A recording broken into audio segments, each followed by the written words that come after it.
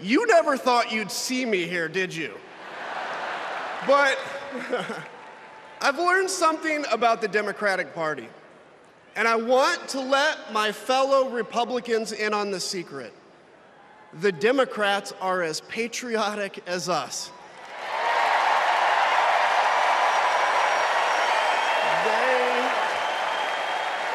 They love this country just as much as we do.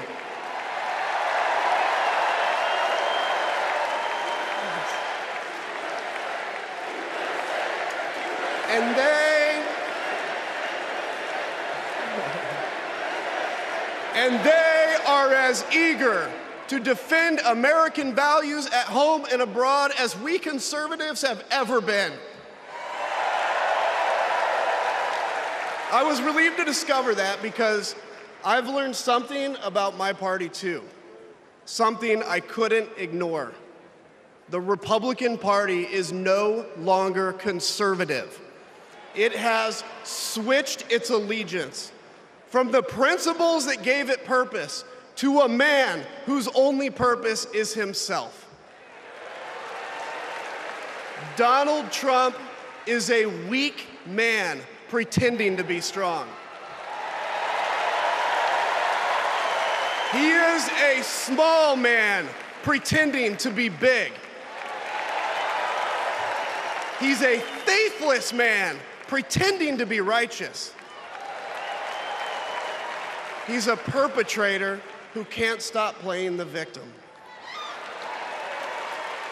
He puts on quite a show, but there is no real strength there. As a conservative and a veteran, I believe true strength lies in defending the vulnerable. It's in protecting your family. It's in standing up for our Constitution and our democracy. That is the soul of being a conservative. It used to be the soul of being a Republican, but Donald Trump has suffocated the soul of the Republican Party. His fundamental weakness has coursed through my party like an illness, sapping our strength, softening our spine, whipping us into a fever that has untethered us from our values. Our democracy was frayed by the events of January 6th, as Donald Trump's deceit and dishonor led to a siege on the United States Capitol. That day, I stood witness to a profound sorrow, the desecration of our sacred tradition of peaceful transition of power, tarnished by a man too fragile, too vain, and too weak to accept defeat.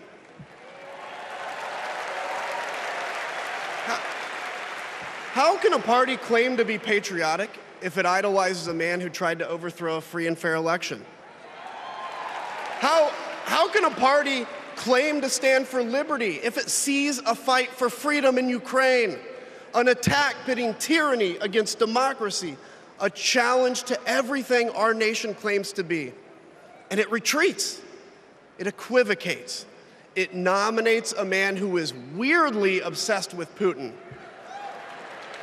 And his running mate who said, quote, "I don't care what happens in Ukraine." Yeah, and he wants to be vice president. Yeah. How can a party claim to be conservative when it tarnishes the gifts that our forebears fought for? Men like my grandfather, who served in World War II, who believed in a cause bigger than himself, and he risked his life for it behind enemy lines. To preserve American democracy, his generation found the courage to face down armies. Listen, all we're asked to do is to summon the courage to stand up to one weak man.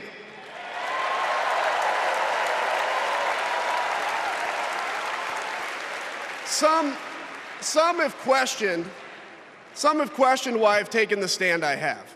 The answer is really simple, ladies and gentlemen.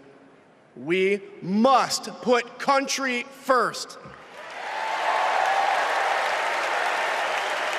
And tonight, as a Republican speaking before you, I'm putting our country first.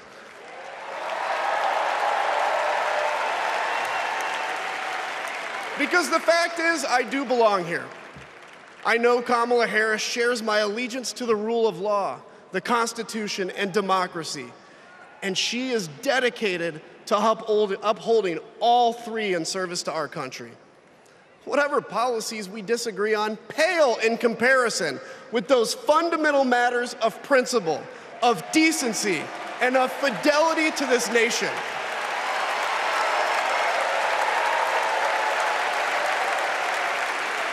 Listen, to my fellow Republicans, if you still pledge allegiance to those principles, I suspect you belong here too. Because democracy knows no party. It's a living, breathing ideal that defines us as a nation. It's the bedrock that separates us from tyranny, and when that foundation is fractured, we must all stand together, united, to strengthen it.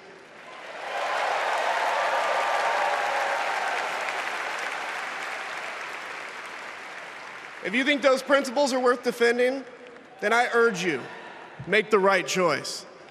Vote for our bedrock values, and vote for Kamala Harris. God bless you.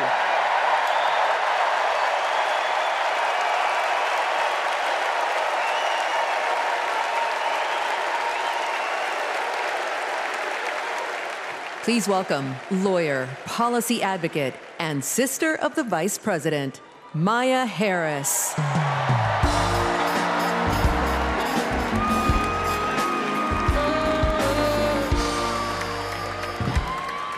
Hello, Chicago. In 1958, a 19-year-old from India left the only country she'd ever known to chart her own path in America. She came here to pursue an education, but she stayed here to build a life. Her name was Dr. Shamala Gopalan Harris.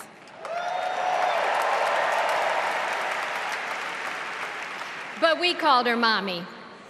Mommy was so many things to so many people: a civil rights activist, a scientist, a devoted mother to her two little girls. But most of all, Mommy was a trailblazer who defied the odds and defined herself.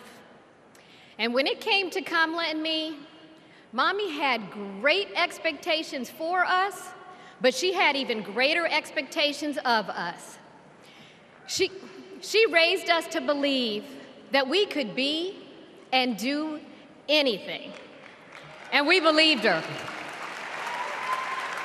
You see, Mommy understood the power and the possibility that come with knowing and showing who you truly are. She knew we could be the authors of our own stories, just as she'd been the author of her own. Mommy's journey and the opportunity that she wanted for Kamala and me, that's a distinctly American story.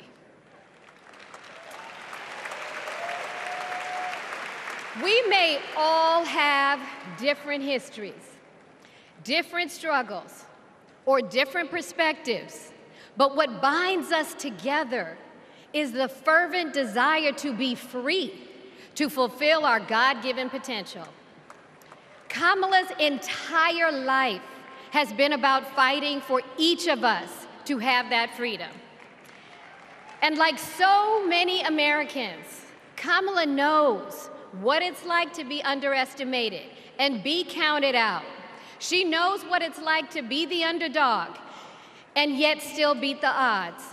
And now, she has created so much electricity, so much optimism, so much joy throughout the nation, and it is why we need her leadership in this historic moment.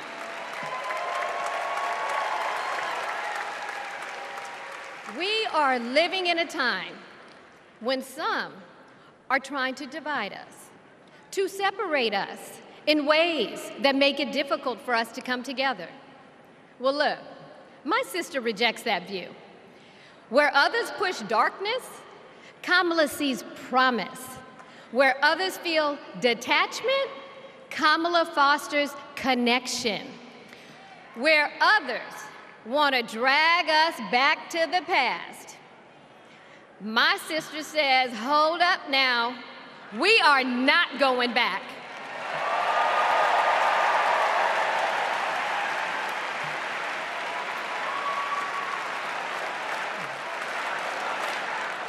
Because Kamala understands we have so much more in common than what separates us. She knows the measure of our success isn't just winning an election. It's about who we bring along and lift up in the process.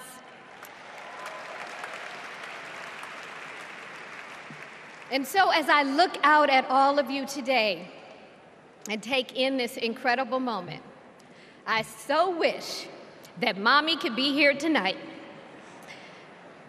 I can just see her smiling, saying how proud she is of Kamala. And then, without missing a beat, she say, that's enough, you got work to do. She would tell all of us to roll up our sleeves and get to work, to elect a leader who sees the potential in each of us, a leader who cares for all of us, a leader who fights for every one of us. Our Democratic nominee, my big sister, the next President of the United States, Kamala Harris.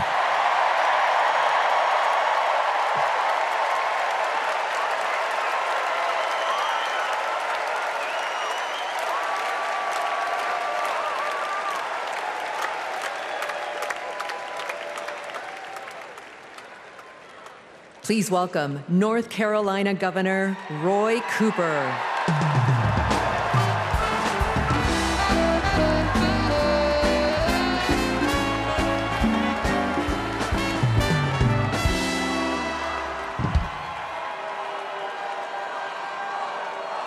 Hello, America.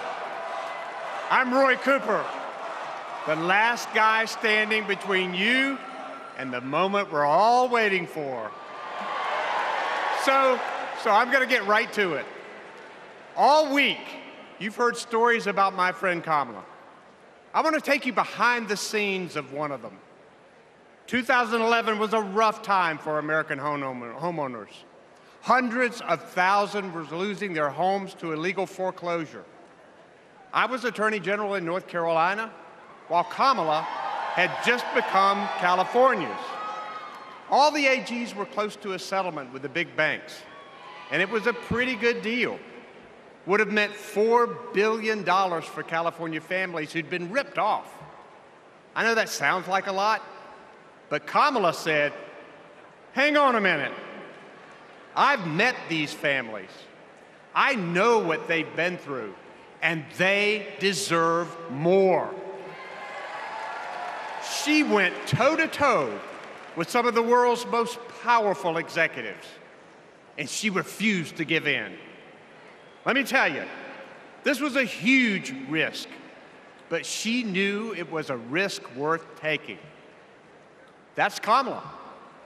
And we all know what happened. The banks caved. That $4 billion for California families became $20 billion.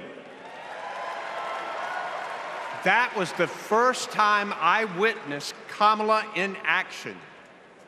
And what I saw was a leader who does exactly what she says she's going to do, who never will settle for less. America, we got a lot of big fights ahead of us, and we've got one hell of a fighter ready to take them on. I know that because I know her. And tonight, I want the American people to know, even if you don't agree with her on everything, Kamala Harris will fight for you to the very end. For families who need better health care or a safer place to live, Kamala will fight for you, for parents who want better schools for their kids, for workers worried about a secure retirement for themselves. Kamala will fight for you. For any one of our allies, anywhere in the world, wondering if America still has your back, remember this: Kamala will fight for you. And when she fights, we win. Kamala's ready. Kamala's ready. The question is, are we? Are we going to stand up and fight for Kamala like she'll stand up and fight for us? All right. If you're ready, my home state of North Carolina, stand up. Stand up, Pennsylvania. Stand up, Michigan. Stand up, Wisconsin. Stand up, Georgia. Stand up, Nevada. Stand up, Arizona. Stand up, America. Are we going to stand up? Are we going to fight? Are we going to vote? Are we going to win? You bet we are. Let's go get them.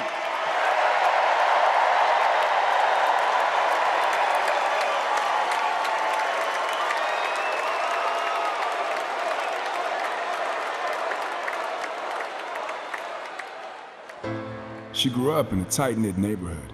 It was the kind of place where your neighbor would look after you when school let out, where your first grade teacher would show up at your law school graduation. It's where Kamala Harris learned what it means to be in the middle class, making every paycheck count. She was raised by a working mom who taught her about standing up for what's right and protecting the people you love. Kamala carries the lessons of our mother, the fighting spirit of our mother, the compassion. She was all of 5 feet tall. If you met her, you would have thought she was 7 feet tall. And our mother, if I'd ever come home complaining about anything, she wouldn't have it. The first thing she'd say is, well, just stop the complaining. Just tell me what you're going to do about it. And since she was a young girl, Kamala Harris has been fighting for families like the ones she grew up with. That is Kamala. She can't help herself from standing up for people and standing up for what she thinks is right. She has been that way our whole lives. Being a protector is what led her to become a prosecutor. Looking back now, I could say it was her calling. As a courtroom prosecutor, she went after predators who targeted women and children, and fraudsters who ripped off working families. And she put dangerous gang members and human traffickers behind bars. We didn't have partnerships with DOJ or FBI or DEA or any of those law enforcement agencies. Now, we all work collaboratively. She was the person who built the foundation in how we do criminal justice in America. As Attorney General of California, she held the big Wall Street banks accountable for fraud, winning $20 billion for California families. She took on one of the largest for-profit colleges that was scamming students. And in the Senate, she fought for her constituents with the determination of a prosecutor, standing up for reproductive freedom. Can you think of any laws that give the government the power to make decisions about the male body? I'm not thinking of any right now, Senator. She fought to keep our children safe from the terror of gun violence. How many of you guys had to have a drill where you learned about how you need to hide in a closet or crouch in a corner in the event that there is a mass shooter? Look at that. Look at that. On the Intelligence Committee, she defended our nation against foreign adversaries. And in 2020, she made history as the first woman to be elected Vice President of the United States. She cast the tie-breaking vote to deliver urgent relief to the American people during the pandemic. She beat Big Pharma to lower prescription drug costs and cap the cost of insulin, and led the fight to restore reproductive rights after Roe v. Wade was overturned. We have worked too hard and fought too long to see our daughters daughters grow up in a world with fewer rights than our mothers. Because she's never been afraid to stand up to powerful interests. Sometimes people will open the door for you and leave it open. Sometimes they won't. And then you need to kick that door down.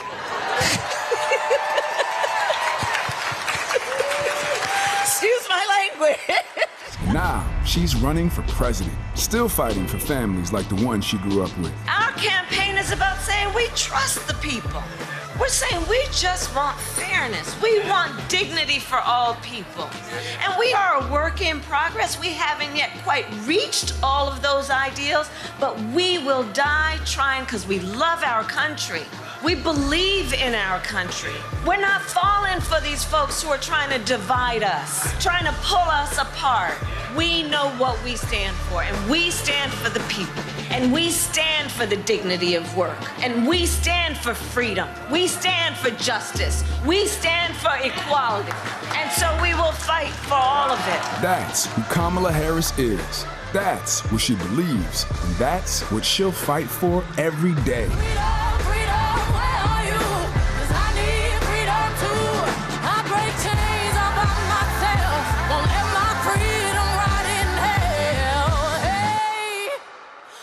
Keep on running, cause the winner don't quit on themselves.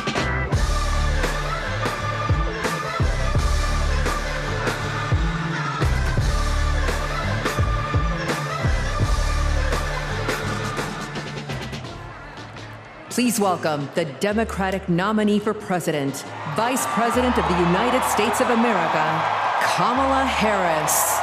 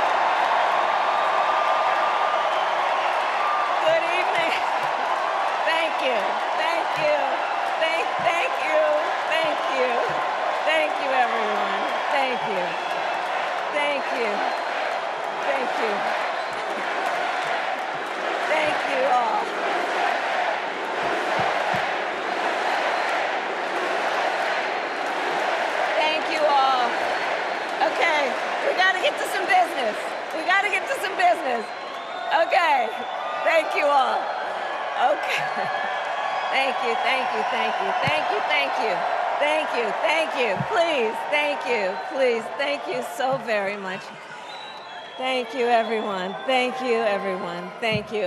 Okay, let's get to business. Let's get to business. All right. So let me start by thanking my most incredible husband, Doug, for being an incredible partner to me, an incredible father to Cole and Ella, and happy anniversary, Dougie. I love you so very much. To our President, Joe Biden. When I think about the path that we have traveled together, Joe, I am filled with gratitude. Your record is extraordinary, as history will show, and your character is inspiring. And Doug and I love you and Jill and are forever thankful to you both.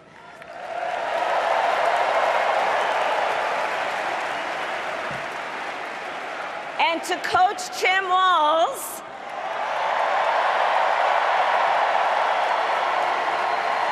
you are going to be an incredible vice president. And to the delegates and everyone who has put your faith in our campaign, your support is humbling. So, America, the path that led me here in recent weeks was no doubt unexpected. But I'm no stranger to unlikely journeys. So, my mother, our mother, Kamala Harris, had one of her own. And I miss her every day, and especially right now. And I know she's looking down smiling. I know that. So my mother was 19 when she crossed the world alone, traveling from India to California with an unshakable dream to be the scientist who would cure breast cancer. When she finished school, she was supposed to return home to a traditional arranged marriage. But as fate would have it, she met my father, Donald Harris, a student from Jamaica. They fell in love and got married, and that act of self-determination made my sister Maya and me. Growing up, we moved a lot. I will always remember that big Mayflower truck packed with all our belongings, ready to go to Illinois, to Wisconsin, and wherever our parents' jobs took us. My early memories of our parents together are very joyful ones. A home filled with laughter and music, Aretha, Coltrane, and Miles. At the park, my mother would say, "Stay close." But my father would say, as he smiled, "Run, Kamala, run. Don't be afraid. Don't let anything stop you."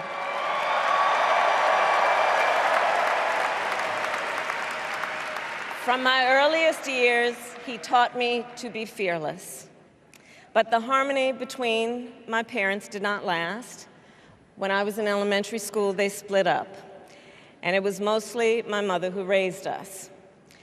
Before she could finally afford to buy a home, she rented a small apartment in the East Bay. In the Bay, you either live in the hills or the flatlands. We lived in the flats. A beautiful working-class neighborhood of firefighters, nurses, and construction workers, all who tended their lawns with pride. My mother, she worked long hours, and like many working parents, she leaned on a trusted circle to help raise us. Mrs. Shelton, who ran the daycare below us and became a second mother. Uncle Sherman, Aunt Mary, Uncle Freddie, Auntie Chris. None of them family by blood, and all of them family by love.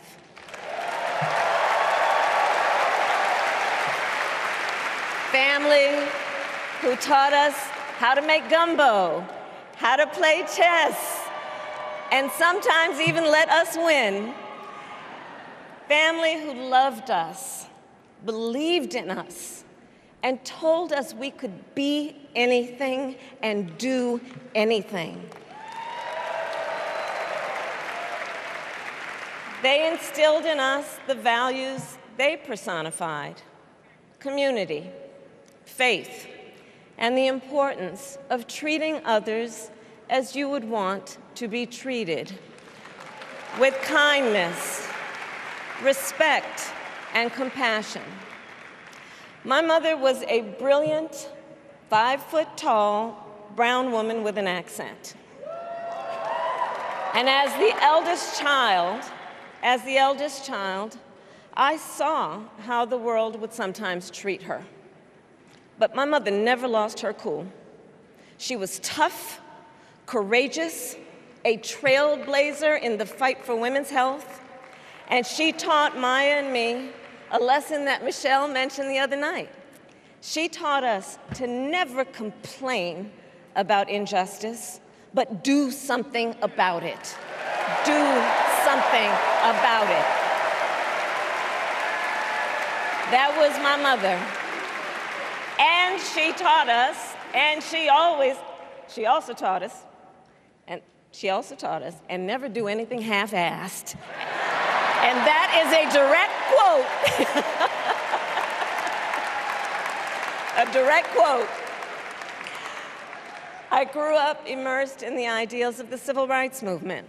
My parents had met at a civil rights gathering, and they made sure that we learned about civil rights leaders, including the lawyers like Thurgood Marshall and Constance Baker Motley, those who battled in the courtroom to make real the promise of America.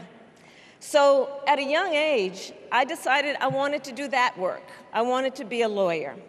And when it came time to choose the type of law I would pursue, I reflected on a pivotal moment in my life. You see, when I was in high school, I started to notice something about my best friend, Wanda. She was sad at school, and there were times she didn't want to go home. So one day I asked if everything was all right, and she confided in me that she was being sexually abused by her stepfather. And I immediately told her she had to come stay with us, and she did. This is one of the reasons I became a prosecutor, to protect people like Wanda, because I believe everyone has a right to safety, to dignity, and to justice.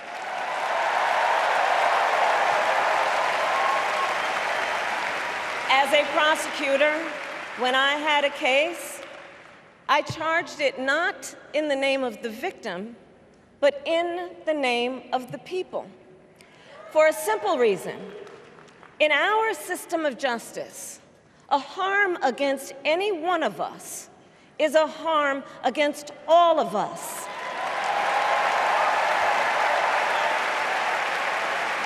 And I would often explain this to console survivors of crime, to remind them no one should be made to fight alone. We are all in this together. And every day, in the courtroom, I stood proudly before a judge, and I said 5 words: Kamala Harris for the people.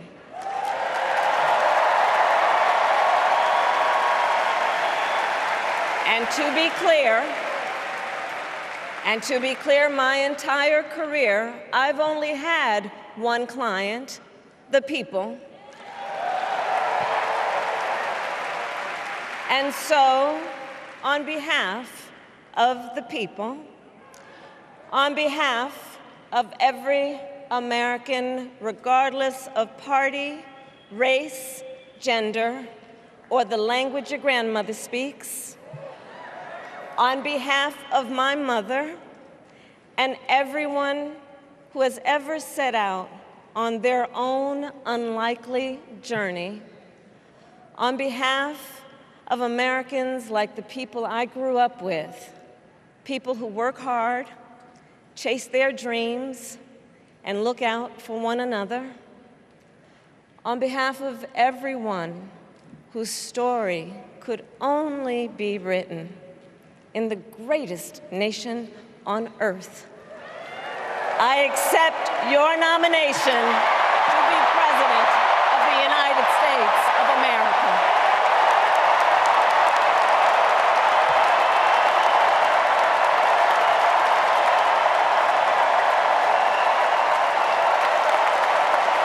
And with this election,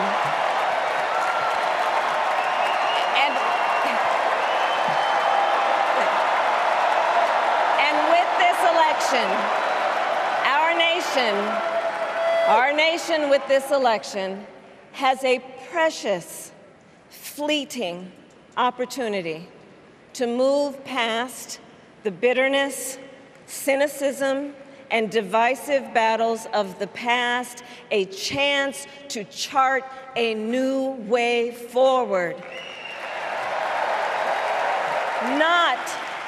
Not as members of any one party or faction, but as Americans.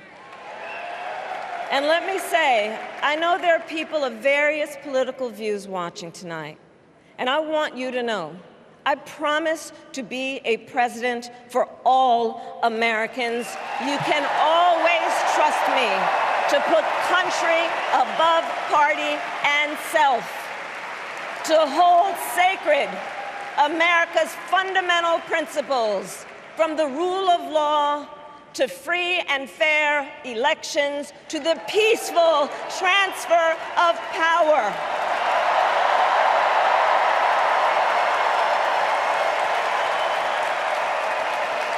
I will be a president who unites us around our highest aspirations, a president who leads and listens, who is realistic, practical, and has common sense, and always fights for the American people. From the courthouse to the White House, that has been my life's work.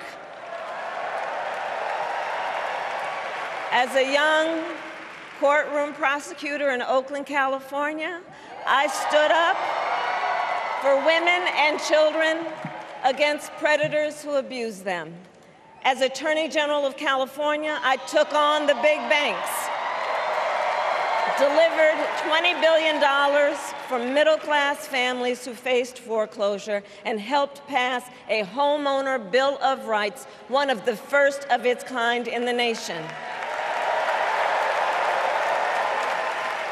I stood up for veterans and students being scammed by big for-profit colleges, for workers who are being cheated out of their wages, the wages they were due, for seniors facing elder abuse. I fought against the cartels who traffic in guns and drugs and human beings, who threaten the security of our border and the safety of our communities. And I will tell you, these fights were not easy, and neither were the elections that put me in those offices. We were underestimated at practically every turn, but we never gave up, because the future is always worth fighting for.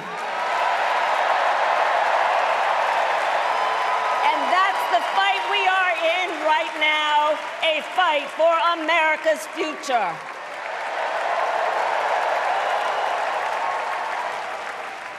Fellow Americans, this election is not only the most important of our lives, it is one of the most important in the life of our nation.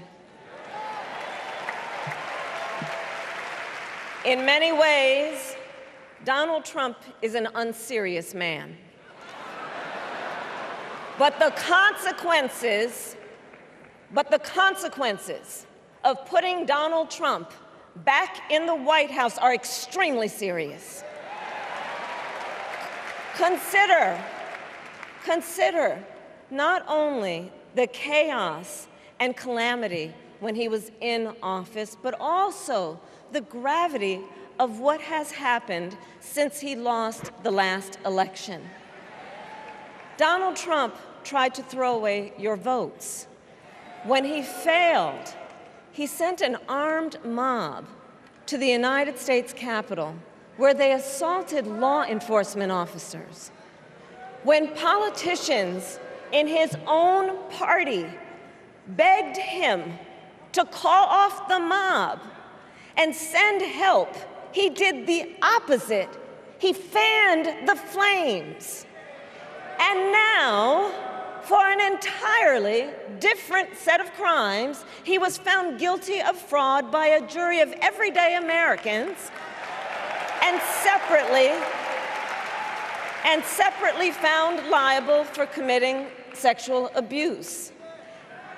And consider what he intends to do if we give him power again. Consider his explicit intent to set free violent extremists who assaulted those law enforcement officers at the Capitol. His explicit intent to jail journalists, political opponents, and anyone he sees as the enemy. His explicit intent to deploy our active duty military against our own citizens. Consider the power he will have, especially after the United States Supreme Court just ruled that he would be immune from criminal prosecution. Just imagine Donald Trump with no guardrails, and how he would use the immense powers of the presidency of the United States, not to improve your life, not to strengthen our national security, but to serve the only client he has ever had, himself.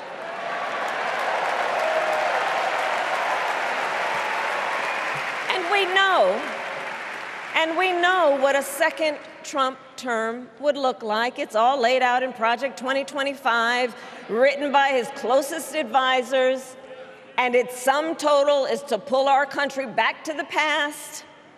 But America, we are not going back. We are not going back. We are not going back. We are not going back to when Donald Trump tried to cut Social Security and Medicare. We are not going back to when he tried to get rid of the Affordable Care Act, when insurance companies could deny people with pre-existing conditions. We are not going to let him eliminate the Department of Education that funds our public schools. We are not going to let him end programs like Head Start that provide preschool and childcare for our children.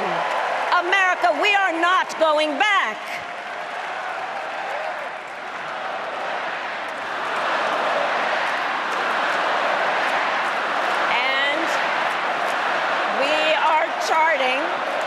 And we are charting a new way forward. Forward to a future with a strong and growing middle class, because we know a strong middle class has always been critical to America's success. And building that middle class will be a defining goal of my presidency.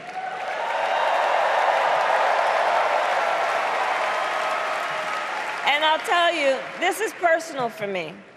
The middle class is where I come from. My mother kept a strict budget. We lived within our means, yet we wanted for little. And she expected us to make the most of the opportunities that were available to us and to be grateful for them. Because, as she taught us, opportunity is not available to everyone. That's why we will create what I call an opportunity economy where everyone has the chance to compete and a chance to succeed. Whether you live in a rural area, small town, or big city. And as president, I will bring together labor and workers and small business owners and entrepreneurs and American companies to create jobs, to grow our economy, and to lower the cost of everyday needs like health care and housing and groceries. We will provide access to capital for small business owners and entrepreneurs and founders. And we will end America's housing shortage and protect Social Security and Medicare. Now compare that to Donald Trump, because I think everyone here knows he doesn't actually fight for the middle class. He doesn't actually fight for the middle class. Instead, he fights for himself and his billionaire friends. And he will give them another round of tax breaks that will add up to $5 trillion to the national debt. And all the while, he intends to enact what in effect is a national sales tax, call it a Trump tax, that would raise prices on middle-class families by almost $4,000 a year. Well, instead of a Trump tax hike, we will pass a middle-class tax cut that will benefit more than 100 million Americans.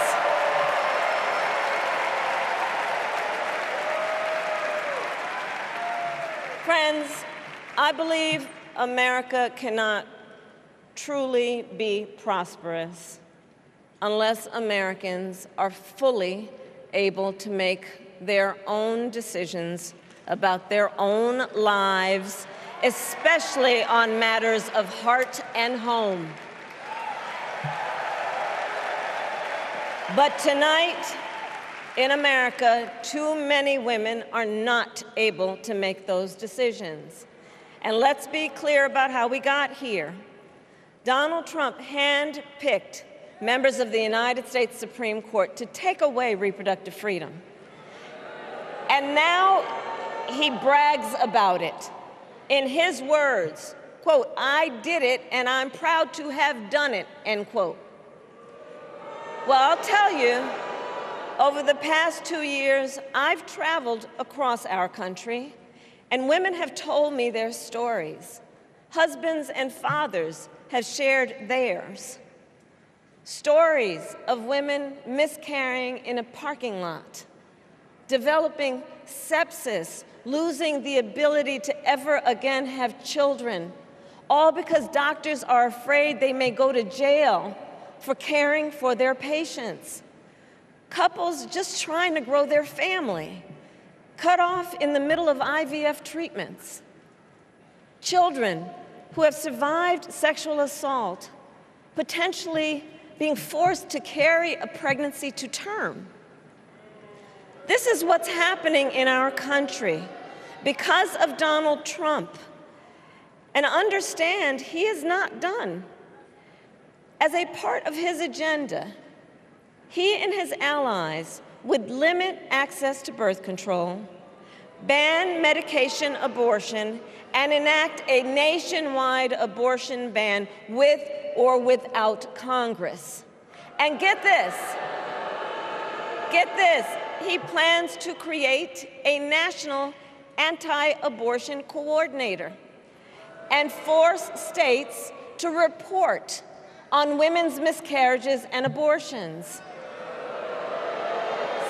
Simply put, they are out of their minds.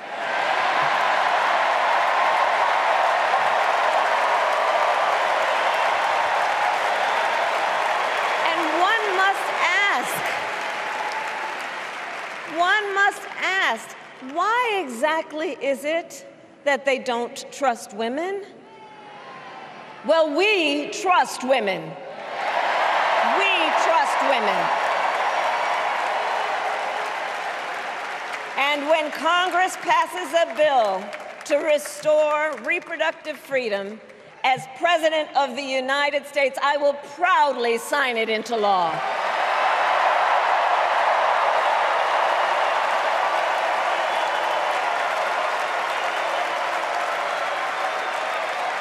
In this election, many other fundamental freedoms are at stake. The freedom to live safe from gun violence in our schools, communities, and places of worship. The freedom to love who you love openly and with pride. The freedom to breathe clean air and drink clean water and live free from the pollution that fuels the climate crisis. And the freedom that unlocks all the others, the freedom to vote. With this election, we finally have the opportunity to pass the John Lewis Voting Rights Act and the Freedom to Vote Act.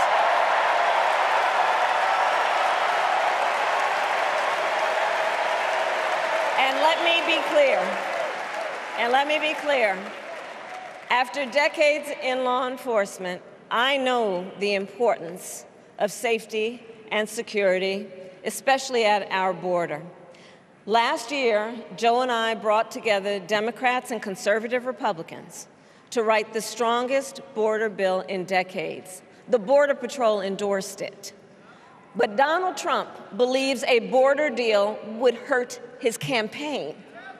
So he ordered his allies in Congress to kill the deal. Well, I refuse to play politics with our security. And here is my pledge to you.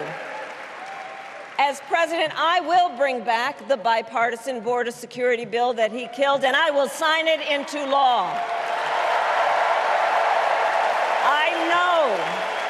I know we can live up to our proud heritage as a nation of immigrants and reform our broken immigration system. We can create an earned pathway to citizenship and secure our border.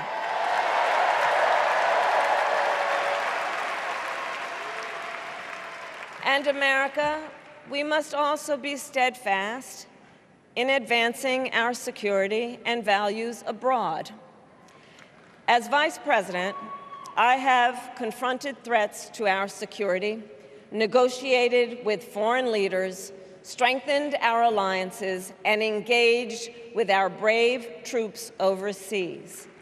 As Commander-in-Chief, I will ensure America always has the strongest, most lethal fighting force in the world.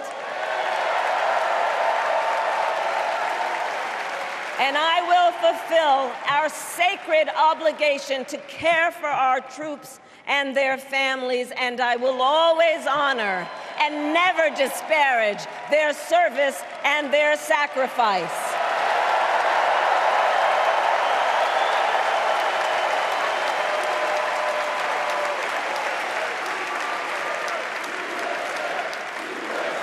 I will make sure that we lead the world into the future on space and artificial intelligence, that America, not China, wins the competition for the 21st century, and that we strengthen, not abdicate, our global leadership.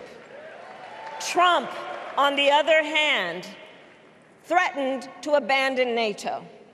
He encouraged Putin to invade our allies, said Russia could, quote, do whatever the hell they want. 5 days before Russia attacked Ukraine, I met with President Zelensky to warn him about Russia's plan to invade. I helped mobilize a global response, over 50 countries, to defend against Putin's aggression. As president, I will stand strong with Ukraine and our NATO allies.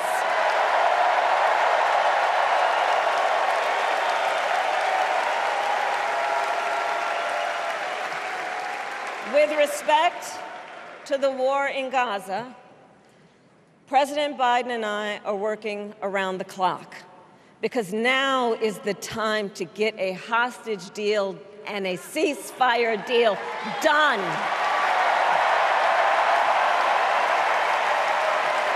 And let me be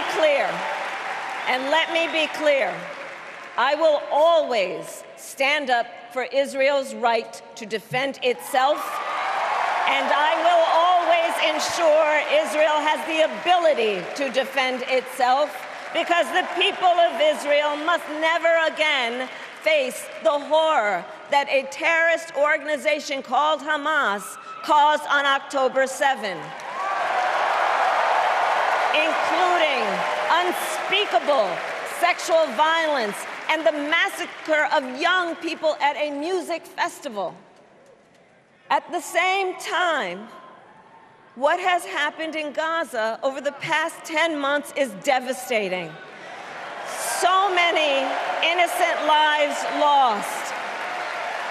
Desperate, hungry people fleeing for safety over and over again. The scale of suffering is heartbreaking. President Biden and I are working to end this war such that Israel is secure, the hostages are released, the suffering in Gaza ends, and the Palestinian people can realize their right to dignity, security, freedom, and self-determination.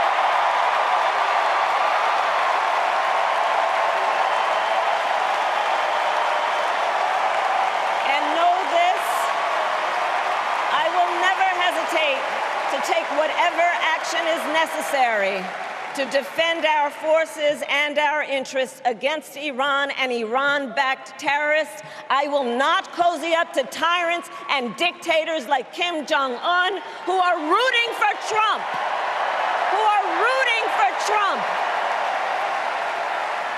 Because, you know, they know he is easy to manipulate with flattery and favors.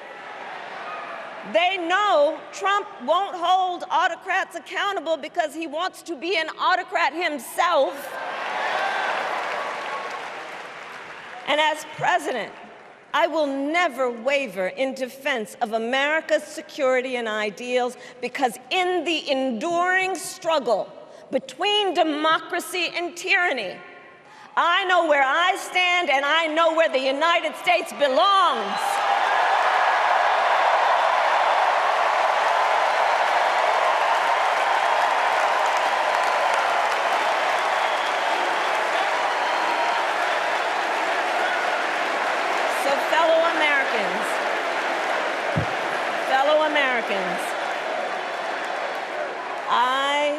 I love our country with all my heart. Everywhere I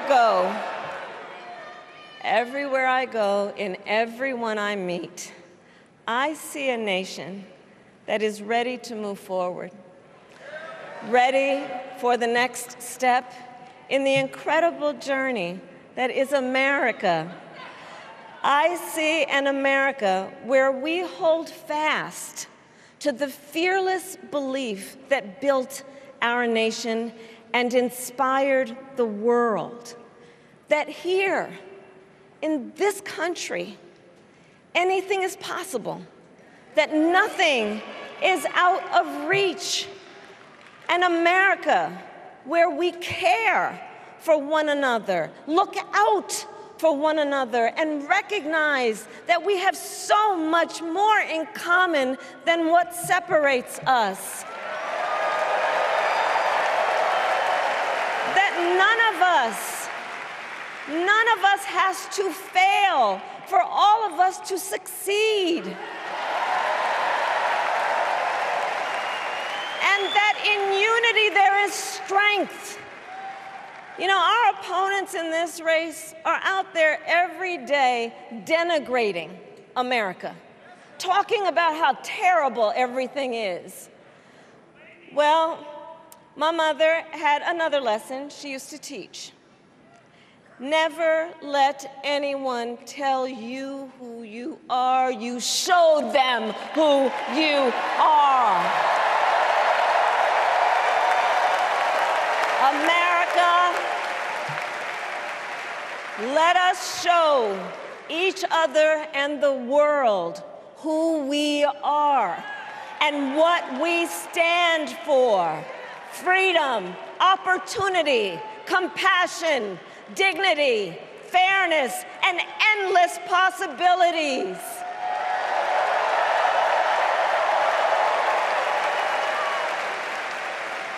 We are the heirs to the greatest democracy in the history of the world. And on behalf of our children and our grandchildren and all those who sacrificed so dearly for our freedom and liberty, we must be worthy of this moment. It is now our turn to do what generations before us have done, guided by optimism and faith, to fight for this country we love, to fight for the ideals we cherish, and to uphold the awesome responsibility that comes with the greatest privilege on earth, the privilege and pride of being an American.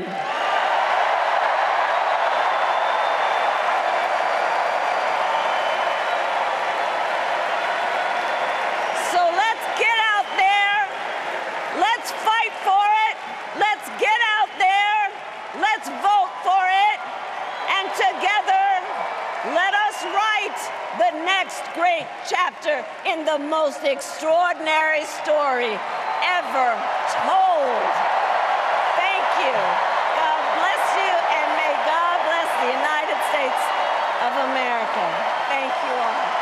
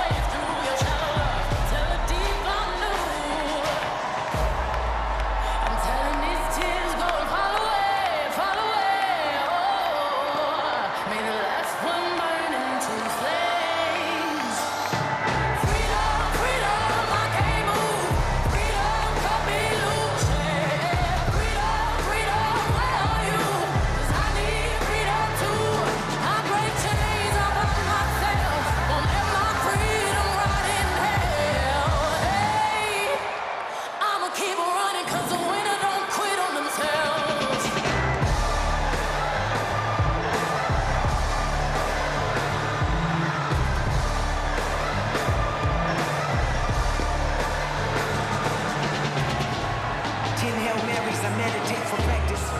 Channel 9 News tell me I'm moving backwards. 8 blacks left, death is around the corner. 7 misleading statements by my persona. 6 headlights waving in my direction. 5-4 asking me what's in my possession. Yeah, I keep running, jumping the ankle. There's fire hydrants and hazardous smoke alarms on the back of us. But no one don't cry for me, ride for me, try for me, live for me, breathe for me, sing for me, honestly guiding me. I could be more than I gotta be, still from me, lie to me, nation hypocrisy, gold on me, driving me wicked. My spirit inspired me like yeah. Open correctional gates in high desert. Open our mind as we cast away oppression. Open the streets and watch our beliefs. And when they carve my name inside the concrete, I pray it forever. Freedom, freedom, I can't move. Freedom, cut me loose. Freedom, freedom, where are you? 'Cause I need freedom too. I break chains up by myself. I'll live my freedom right in hell. Hey, I'ma keep on running 'cause the winner don't quit on themselves.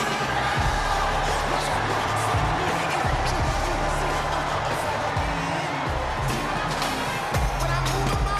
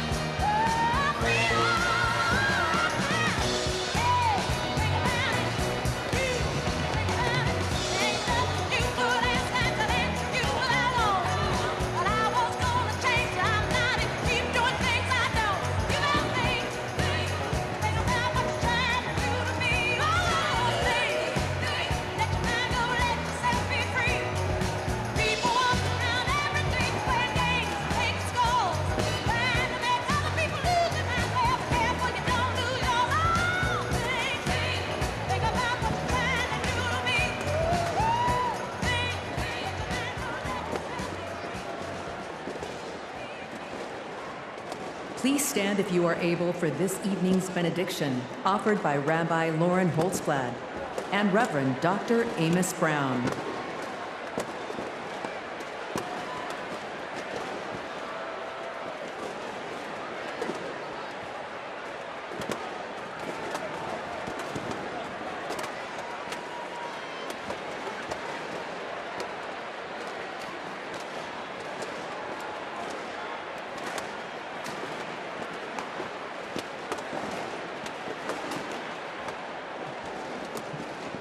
America, let us pray. God brought us out of the narrow place of oppression to freedom. Let's remember the treacherous road our ancestors traveled to freedom, their sacrifice and resolve to bring a better, more inclusive world. We stand on their shoulders to declare, we are not going back. God who